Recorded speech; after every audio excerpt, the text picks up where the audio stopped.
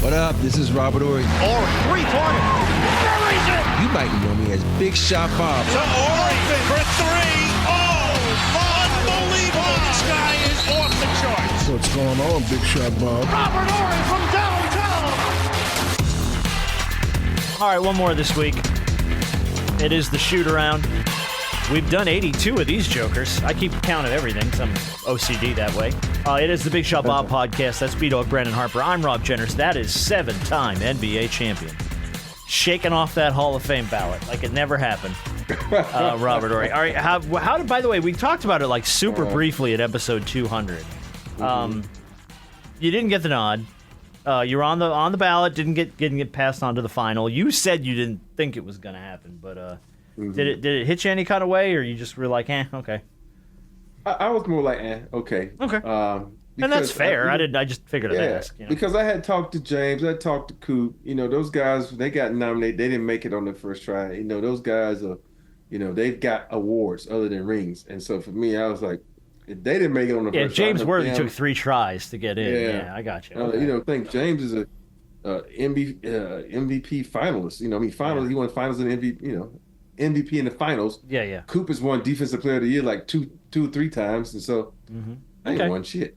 Well, I know, but like I know sometimes you won 7 titles, what you did. But like sometimes, and this happens to me, like you know something might be out of reach, but you kind of convince yourself. You're like, well, maybe. Hold on, maybe I legitimately could do this. And then you start to build yourself up, and then when it doesn't happen, you're like, why'd I do that to myself? Son of a bitch. You know? I know. I you know, for me, I had like 99% of me is like, no, motherfucker, you ain't getting in. That 1%, like, I'm going to keep some hope alive because you never know.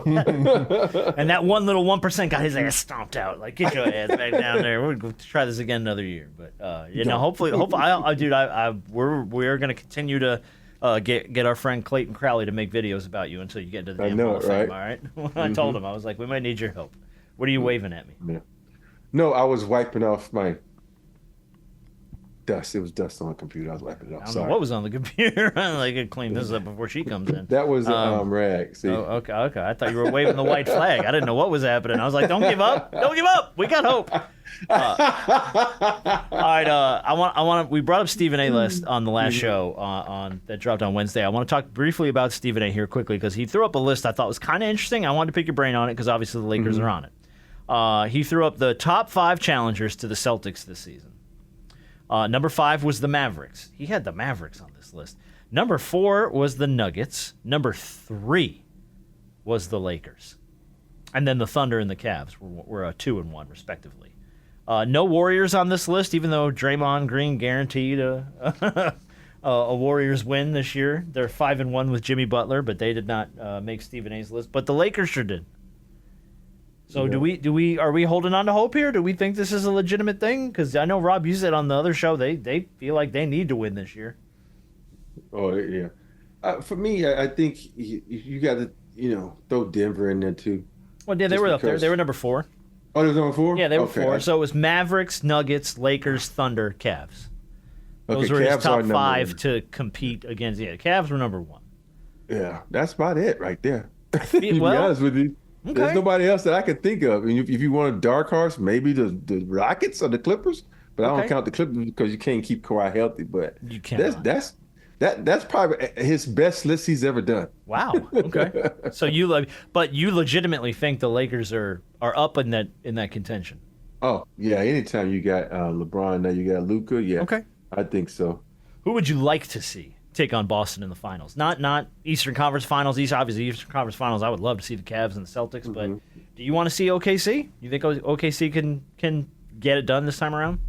It'd be interesting because you really think about it. Boston's still a really young team if you take out a couple of guys, and OKC is a young team.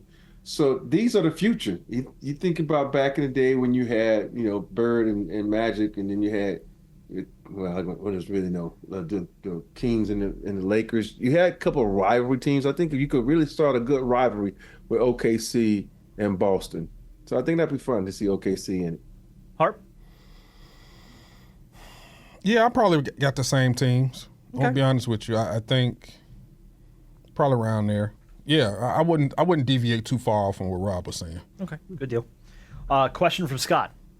Rob, we had a pretty amazing photo surface last week of Steph doing the night-night celebration after the Golden Dagger at the Olympics. Did you see the picture, the photo that came out? They released a photo last week. It's a dope photo. The crowd in the background is wild because you see everybody just going like completely nuts cheering for USA. People online saying it was the best crowd reaction photo in NBA history, but for me, it's still the Jordan shot over the Jazz. Rob, what's your favorite NBA photo? That's this question. Mine. Yeah, like your of yours, which one? Mine of the Pistons. Of the big one? The Pistons. Yeah, when I make that shot, and you see the fans like, no, and you got that one fan in the crowd like, yeah, because he knows it. He knows and it's so going. for me, it's like it's a great picture. I don't know if you guys ever seen it, but I'm trying to look around here and see if it's in here. But it's a really cool picture, and I think the other one is for me, of course, is after I make the shot. It was on the Lakers cover for a long time, and you see the rock in the background like this. And so, to me, those are mine. But I think the number one is when you see the fans crowd, the fans reaction. You get that one guy that knows his money. That just knows it's going to drop, and everybody else is like, no. Harp, do you have a favorite NBA photo? And it doesn't necessarily need to be a crowd photo or a game photo, but I mean, there are some pretty iconic ones. Yeah, I think I got a couple. One, it was obviously the Jordan over the Jazz. I still think the quote unquote push on Brian Russell, and then the shot that might be still one of the best. His shot over Craig Elo. Maybe that's the one I'm thinking about because they released one of there was like a 4K version that you could zoom in and see every person in the crowd. It might have been a shot over Elo. Also, another one is I forget. I think it may have been one of Kobe's final All-Star games where LeBron decides to guard him. And Drake stands up. He's in the picture, has on a really nice, I don't know if it was an NBA coat. And you see LeBron getting in the defensive stands trying to, quote-unquote, guard Kobe. And that's when everybody stood up because that's what everybody was looking for to see LeBron guard Kobe or Kobe guard LeBron one-on-one. And there's a still photo of that, and I think it's pretty dope. It looks like Rob has found the picture. Yeah, it's actually this photo. I don't know if you can. Oh, that one. Yeah. I've seen that. Because you got the one guy, like right here. You probably can't see him. He's like covering his face up. I see it. Yeah. Like he knows his money. See, that's my favorite part of the crowd reaction photos is zooming in and finding all those people. Like finding and I think it was the one. God, which one was? I think it was when LeBron broke the scoring record, and the whole crowd is phones. Like all you see is the entire crowd is the back of everybody's phone, and you can't barely see anybody's face except one dude. There's one dude, Phil Knight, CEO of Nike, just standing there like this, watching it, going, "That's my guy. That's my guy about to break the." And it's like everybody else had their damn phones out. It's like, man, you missed history, man. You're gonna be in that photo forever with your phone in front of your face. Yeah, it's so weird when people do that. You know, for me, it's even like when people go to concerts, they filming it. I'm like, enjoy the concert. Yeah, you know, I'm on both sides. So I'm on both sides too. But like, if it's someone like a Michael Jackson or someone iconic, you do it. But but Beyonce is iconic. Yeah, she is, but in the same heartbeat, I kind of fall in line where Rob. So I'm gonna take this a little bit off topic for just a half a second and bring it back. My aunt passed away. She got buried in Arlington National Cemetery this past weekend. When you go to Arlington, they tell you can't take photos. Right. Like you're out on the grounds and stuff. Your phone is in your pocket. You take your phone out of your pocket. Somebody in a very nicely dressed uniform and a sword gonna come smack your ass. It ain't happening. So I had to kind of just enjoy the moment of getting to see the band come out and the 21 gun salute and the ceremony and the flag and all that stuff. And you're forced to be there in the moment. And looking back at it, I'm like, actually, that's really cool. And I was kind of forced to just be there for it because everything in me is like the band is playing and I'm like, I got to like snap a video or get a photo or something. And you couldn't do it. Right. So it was kind of like forced to be there in the moment, which I actually kind of enjoyed. So no, I definitely that happened to me that. once too. Yeah. Can you guess where I was when they said no phones? Oh, I can't even begin to imagine. You could have been anywhere. I was in the Kremlin. The Kremlin. Oh, that's one. Yeah, that's one. I was gonna guess the White House because usually when you're in the White House, they're big on like. Well, guys. But have I've their seen phone plenty out of a photos lot. from the White Yeah, House. their Now that I phone think out a lot. about it, yeah. Okay. And I think that's where the both sides come in because when you start talking about places like Arlington Cemetery or things like that, it is the fact that you're forced not to have your phone out that allows you to just kind of take everything in a way in which you wouldn't if you did have your phone out because you're worrying about capturing everything. Mm-hmm. So on one end, yes, I'm fully there with you. I think on the other hand, like when most people nowadays, outside of stupid stuff where they want to capture it, when you start capturing a final shot in a big game, or if you're at Game 7 of a World Series, or the Super Bowl, like those are moments that only a small amount of people can be at. Not just watching on TV, but just actually to be there. And God forbid something iconic happens, that's the way people can go back to their memory bank and be like, you know what? I was there. I remember that. Let's go back to this picture. Let's go back to, I was there. So I just think the memory bank where in the older generation, it was your mind and you kind of reminiscent. You had to. Yeah. Versus now, you have your phone. You have your mind still too, but now it's like, well, if you didn't record and there's no picture, it didn't happen. Unfortunately, that's how people think. But that's the thing, right? Picture, it didn't happen. That's always the thing. And it's tough because it's like at the end of the day, you appreciate those pictures because sometimes that's all you got. But I would say, you know what? The funny thing is, I'm gonna say the same thing to you. But I would 100%, if I was there for LeBron breaking the scoring record, would have been like this.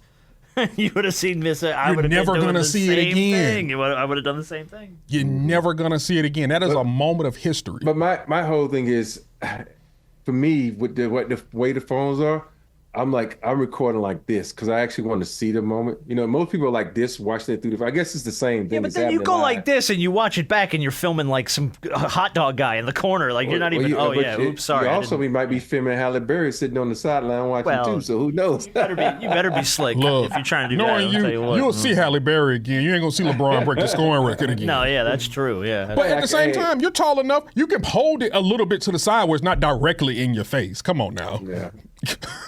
You act like you 80 years old with a phone. Tall people advantage. But the funny part about it is like, my wife's always tell me that I'm doing college radio. She's like, take some pictures. Like, I ain't got time to take pictures. I got to get to my the wife radio. does the same shit to me all the time. Yeah, women love pictures. Women love pictures, I'm like, boy. Take some pictures. I'm like, I ain't got time. I'm like, so she did the same thing to me at Arlington. You better take pictures. Yeah. And I'm like, I am not allowed to take pictures. Don't you put that evil on me, Ricky Bobby. Don't you do it. I need to get smacked by some man with a sword. Exactly. I'm good. I want to play this clip of Channing Tatum too real quick and get your take on it. This was from Road Trippin' with our good friend Allie Clifton. Channing Frye talking about, what's that? I thought you said Channing Tatum. Oh, Channing Tatum. Sorry, Channing Frye. What the fuck am I talking about? I'm like, who? My brain is doing Gambit for some reason. All right, this was him talking about nostalgia's killing the NBA. I think he's actually got a pretty good point here. Nostalgia is killing the NBA. The 90s basketball, Michael Jordan and Kobe, was not as clean as y'all think it was. Y'all forget that Jordan left the league for 2 years. Y'all forget that Kobe, rest in peace, quit on his team in the playoffs and did not shoot the basketball. So all this Kobe, Jordan, oh, he's not this, he's not that. That is propaganda. Every great player, whether that's Ant, Wemby, Bron, Steph, this, that. They compare him to a motherfucker 40 years ago. The rules weren't even the same. Nobody celebrates these new people. So why the fuck would anybody want to be the face of this league where you're going to get shitted on every network for not being somebody from 40 fucking years ago? Oh, you got a little language heavy at the end there. He was doing good, making a point. Then he got a little F heavy, but yeah. Look, it's the age-old argument, right? Mm-hmm. It's the how do you compare two different eras of the same game? Right. And you kind of can. But I think Channing's point is, if that's what you're going to do, then you're going to kill the excitement around today's league because you're going to go, well, it's not the same that it used to be. Of course it's not. It's a different game. The game changes. Everything evolves. We got robot umpires in baseball now. Everything's going to change in time. But we lean so heavy on the NBA traditionalists about well, that's not how it was done. Well, yeah, we used to have hand checking too. We don't do that no more. Everything changes. But if you're gonna put that on the guys today, then yeah, of course you're gonna ruin the product. Well, I think when you talk about overall product, the product now is different. There's a lot of fucking jump shots. And Channing and I are the ones that kind of fucked the game up because we were those bigs that all of a sudden started shooting threes. And for me, I like the old game. I don't like the new game because, and it's just my opinion, because they allow them to travel, they allow them to carry, they allow them to do so many different things that if you love the game and you know the game, that's an advantage for the offense. Because most guys, when they talk about the game, these guys, I guarantee you, every dude that talks about it is a guy who played hard on both ends of the floor. It wasn't no fucking stupid ass term two-way players, because that's the dumbest fucking shit I ever heard when it comes to basketball. Because you're supposed to play basketball on both ends of the floor. And I think the guys who always sit back and talk about it's not like it was, it's guaranteed it's guys who were able to do it on both ends. And that's what, I look at. And the other game is different. It's all about shooting threes and getting shots up in 10 seconds. And so the game has changed. It's not as physical.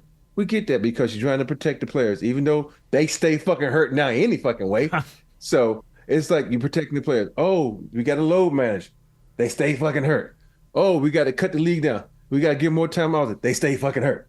And so for me, when you look at what he's saying, I get what Channing is saying, but when you talk about these quote unquote old school purists, this is what they're talking about, in my opinion. They're talking about the product that played on both ends of the floor, the product that wasn't like, oh, I got a sprained finger, I can't fucking play today. They cared about the fans. They cared about putting that product on the court that was going to be loved.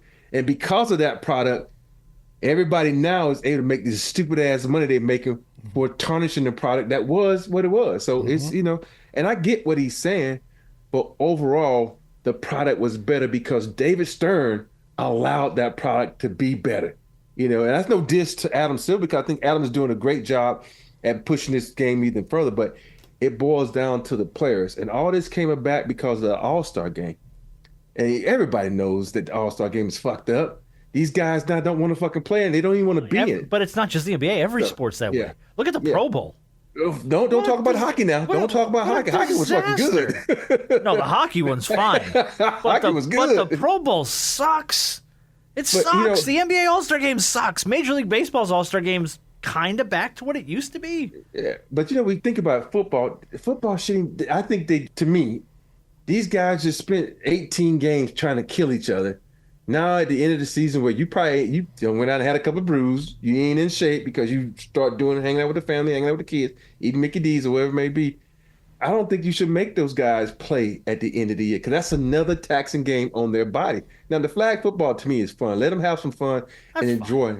Yeah. Just do punt, pass, and kick. That's all I care about. Just do that. Let's do punt, pass, and kick. That was so much fun. Just bring that back. Yeah, man. It's different. Yeah. But like you said, there are some things. There's a reason why that era of the NBA is called the golden era.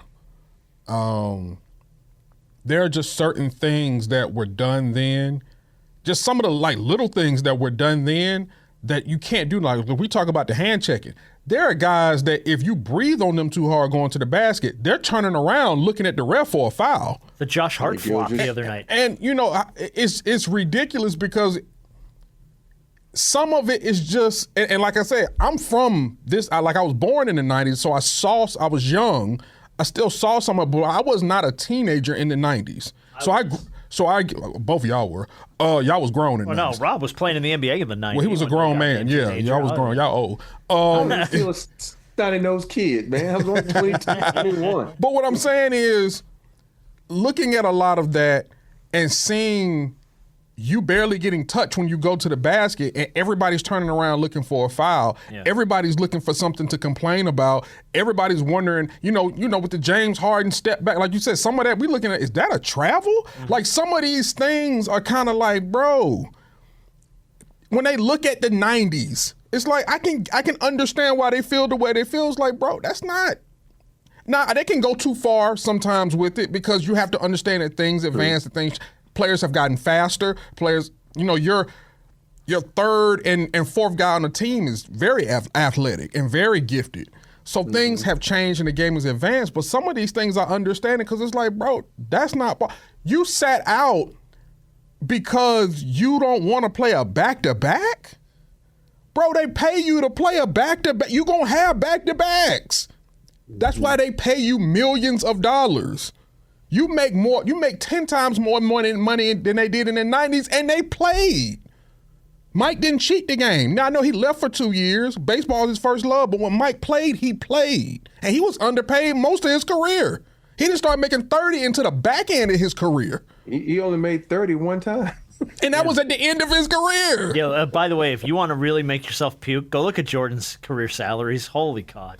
Yeah. He got paid next to nothing for a long time to be the face of the NBA. You got third and fourth string. But his you got endorsement money made right. it up. You got third and fourth guys on the team making $75 to $100 million. Yeah. Now, that's the advancement of the league. Great. I love it, and that's what I love. Get your money. But those guys also, some of them only playing 20, 30 games a year. Yeah, but when you always talk about the face of the league, how many of these guys want to be the face of the league? Ant said he don't want to. See, and that's the whole thing. I don't blame him. I wouldn't want to be either. Yeah, and here's the whole point that I get to. You're at a point now where there's so much coverage of the NBA. There's not just one face. There are multiple faces of the league. And you think about it, you got the Greek Freak, you got Joker, you got LeBron, you got, all these people that are the face of the league. Because the league is the coverage and the smartphones, and the streaming services. It's so much better. Even Christian called me last night, yo, Dad, what's the max password so I can watch the Laker game? Back then you could be like, oh, it's on. I can't see it because I can't get it in my area. Yeah, you better go to a bar. And to me, there's so many different faces. It's not just going to be just one. Okay, it was Magic and Bird. Then it was Jordan. And then, you think about it, after Jordan, who has really been the face of the league? We hadn't had one. You know why? Because we had so many guys that was so freaking good that you really didn't need a face of the league. So I put it through a different window, though. Mm-hmm. I put it through, if I showed my wife a picture of somebody, would she know who it is? Mm-hmm. That's what and that's not maybe necessarily a fair filter, you know what I mean? But she knows Shaq. She knows LeBron. She knows Steph. You show her a picture, she's like, oh yeah, Steph Curry. Mm-hmm. If I show her a picture of Kendrick Perkins, she's going to be like, I have no goddamn clue who that is. You know what I mean? So it's that's sort of like if I showed her a picture of Wembanyama, maybe she would know Wemby. Mm-hmm. That's kind of the filter I put it through. But if I showed her Jokic, she wouldn't know who Jokic was. Yeah. She just wouldn't. She would know his name. If I said his name, she'd go, oh, okay, I didn't know that's what he looked like. Yeah. But that's LeBron to me is more or less, he's the face of the NBA because he's the highest scoring player, arguably one of the best to ever play. They've been there Shaq, forever. Kobe, Jordan, those are the people, right? Because he's been there forever. But those are the people that you look at. You're like, yeah, no, I could hold that phone up to a picture of my wife, and my wife would be like, oh yeah, I know who that is. And plus, it's also how you are marketed from your crew, because most of these guys now they don't come across marketable to the masses, And a lot of these guys, you think, let's take Ja for instance. He was about to be the face of the league, in my opinion, if you had to pick a face. But then he had all the stupid stuff that happened with the gun. And then he had all the freaking off-the-court stuff. And now it's like, who's the face? Then you got Ant-Man who was there, and he said he doesn't want it. And I hate to say it, I think a lot of times they shy away from the foreign guys because of the accent and where, and a lot of people are like, well, this is America's game. They want to put their hand on someone that's American, and which is, I don't think it's right because basketball is, worldly. So I think a lot of that plays into all of this. So at the end of the day, I think we should just make Brandon Harper the face of the NBA. Done. Pay him about $20 million. No. Darko Radakovic already said Scotty Barnes. Scotty Barnes, face of the league. Scotty Barnes. To do what? What are we doing? No, you gonna be the face of the NBA from here on out. NBA. Doing what? Playing? No, just you gonna be the face. That's your designation. You're like the Pillsbury Doughboy. You don't actually get cooked. Oh, but you're the guy. So I'm kind of like an ambassador of a sort. I like that. There you go, ambassador. Oh, okay. How much I'm getting? Oh no, it's a volunteer. Oh hell, somebody call Adam Silver. Does he know this? Somebody get somebody on the phone. I don't know who. Hey, I'm getting 20% of that though. I just put you out there like that. Done. Yeah, we can make that work. Done. Ain't no problem with that. And you're moving to Texas, so we can get more money. Ooh, Houston? Oh, yeah. Wherever you want to go. Yeah. You're going to put B-Dog with $10 million in Houston? Him and James Harden going to have some fun. Forget that. I don't want nah. I'm not hanging with him. His beard's scruffy. Mine look better than his. Oh, okay. You can't hang out. I don't care how much money you got. Get that ugly beard away from me. True Southern beard off. Nah, is what we're doing. mine Yeah. better. Matter of fact, I may be able to put him onto some beard oils that can help fix whatever that is on his face. So, yeah. So, Man. and me in Houston? Oh, boy. Oh, with them beautiful? with a Man, bag? Let's move on. Yeah. Let's move on. All right, let's wrap. We're going long on shoot around, so let's wrap it up here real quick. I want to bring you one more story. What would you do? This came to us from Matt. Great story. I saw it in the news. He wanted me to bring it up. An Australian couple says they were forced to sit next to the body of another passenger who died midway through their flight. They were on Qatar Airways. They were flying from Melbourne, Australia to Doha when a woman on board collapsed and died.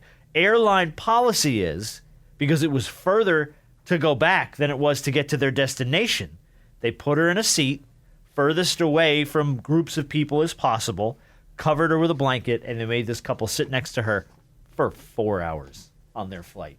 That's crazy. What do you do? I ain't never heard of nothing Now, like they don't that. do this to Rob because his ass up in first class. But Shit, I ain't been in first class lately. us po folk back here in coach Yeah, I know. sit up next to a dead woman. Yeah, I know it's been a few weeks since you've been in first class. So, yeah it's been a few. Well, Just what a do few you do? weeks. They go, hey, listen, Mr. Harper, we hate to inconvenience you, but your seat is the most isolated on the plane. We got to put this woman over here next to you.